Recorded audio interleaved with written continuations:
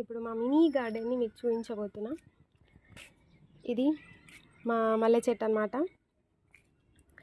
మల్లె చెట్టుకు దగ్గరలోనే ఒక కనకాంబరం చెట్టు అయితే ఉంది. సో ఇది కొంచెం ఎండాకాలంలో ఎండిపోయింది.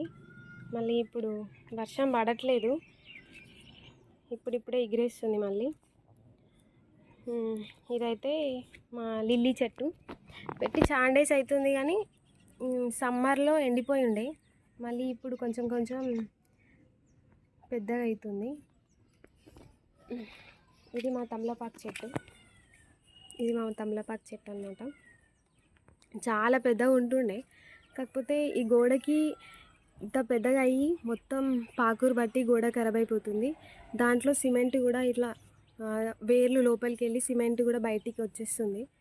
సో మేము మొత్తం ఆ తీగను మొత్తం కట్ చేసినాం. ఇక్కడ వరకు అయితే ఉంచినాం ప్రజెంట్. తర్వాత నిమ్మ చెట్టు.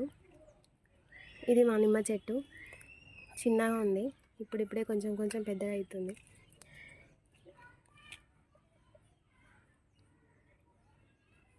ఇది నల్లేడ చెట్టు, ఆయుర్వేదిక్ అంట.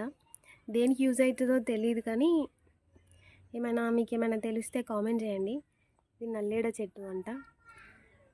తర్వాత ఈ ఖాళీ ప్లేస్లో కొన్ని కనకాంబరాలు, చామంతి చెట్లు పెట్టాలనుకుంటున్నాం, కానీ వర్షం రావట్లేదు. కొంచెం వర్షం వస్తే నేల కొంచెం మెత్తగా అవుతుంది, చెట్లు కూడా తొందరగా ఏనుకుంటాయి.